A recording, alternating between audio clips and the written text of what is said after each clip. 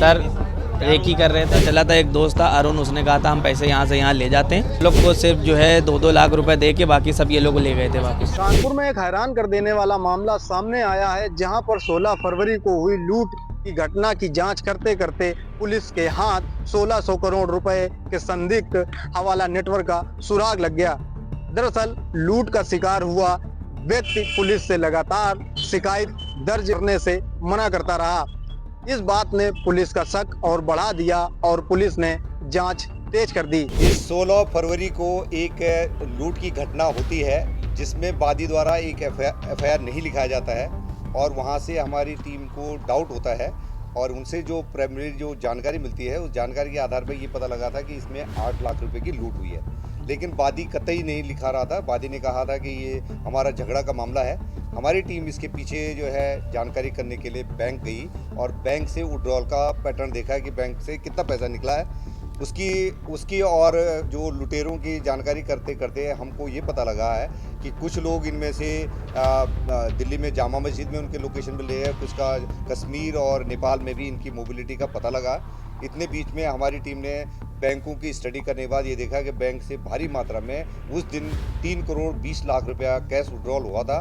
पर ये पता लगा कि बाकी पैसा वो बांट चुके थे कैश में और केवल जो है 25 लाख रुपया ही वो उनके कैरियर ले जा रहे थे और उनके साथ ये घटना हुई थी।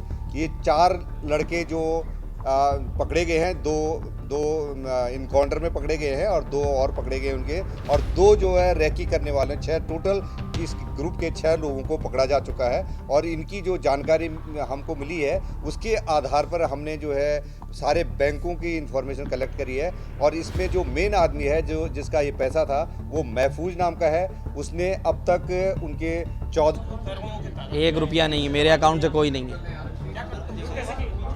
नहीं, हमने नहीं करी। क्या रोल था तुम्हारा? सर रेकी कर रहे थे बस। रेकी कर रहे थे? जी। तो बैंक से ही रेकी करने लगे? नहीं सर, माल रोड से सर। माल रोड से कहाँ जी। जा रहे थे रेकी करते थे? और कौन सी बैंक? नहीं सर, किसने कहा था रेकी करने? किसी ने नहीं कहा था सर। तो रेकी क्यों कर रहे थे? सर हम लोग को पता चला था, एक दोस्त था अरुण, उसने कहा था हम पैसे यहाँ से यहाँ ले जाते हैं। उसके बाद से हम लोग को ये बात पता चली। बाकी इसके बाद हम लोग का किसी से कोई लेना देना नहीं। तो पैसे लूट के बाद में बटे आपस में? सर हम लोग को सिर्फ जो है 2-2 लाख रुपए दे के बाकी सब ये लोग ले गए थे वापस। सर यासीन लारे, जीशान और मुजाहिद ने। तो खाते शुरुआती दौर में हमें पता लगा था और एक ही बैंक से, आईडीआई बैंक से, उन्होंने 2.25 साल में 850 करोड़ रुपए का विड्रॉल कैश विड्रॉल कर रखा था। बाद में हमने और बैंकों से जानकारी करी तो उनके 12 बैंकों से 68 खातों से करीब 1600 करोड़ रुपए का कैश विड्रॉल हुआ है।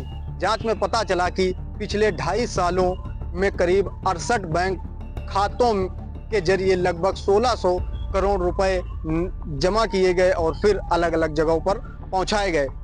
पुलिस जब इस नेटवर्क के जरिए संदिग्ध शख्स महफूज तक पहुंची तो उसका मोबाइल फोन बंद मिला और उसकी लोकेशन लगातार बदलती नजर आई। देर रात मुठभेड़ के बाद पुलिस ने आरोपियों को गिरफ्तार किया।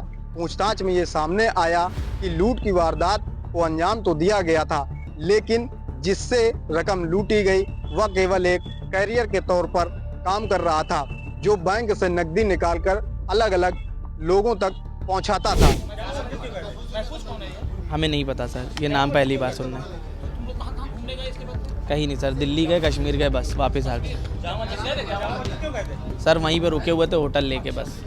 इनमें आसपास में फतेहपुर, उन्नाव और कानपुर से भारी मात्रा में इसमें पैसा डाले गए हैं और फिर पैसे का विड्रॉल हुआ है। हमारी टीम इसमें लगी हुई थी। ये कैश विड्रॉल हो रहा है तो कहीं एंटी नेशनल एक्टिविटी में तो इन्वॉल्व यूज़ नहीं हो रहा है। तो ये जो लड़के जब अभी जो पकड़े गए हैं उनसे पूछताछ करी गई है और क्योंकि ये क्रिमिनल हैं, शुद्ध रूप से लुटेरे थे, इनके पास सूचना थी, इसके आधार पर इन्होंने लूट की घटना करी।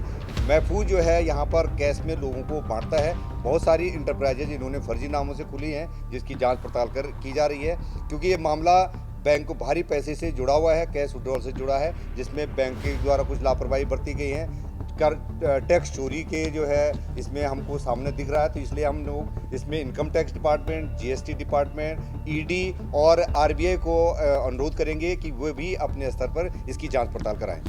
जांच में यह भी पता चला है कि फतेहपुर, उन्नाव और कानपुर समेत कई जिलों के नाम सामने आए हैं। अब पुलिस इस बात की भी जांच कर रही है कि कहीं इस भारी रकम का इस्तेमाल देशद्रोही या अवैध गतिविधियों में तो नहीं शामिल हुआ है। कानपुर पुलिस ने पूरे मामले की जानकारी संबंधित एजेंसियों को देते हुए आरबीआई, ईडी और जीएसटी विभाग को पत्र भी लिखा है ताकि इसकी गहन जांच हो सके।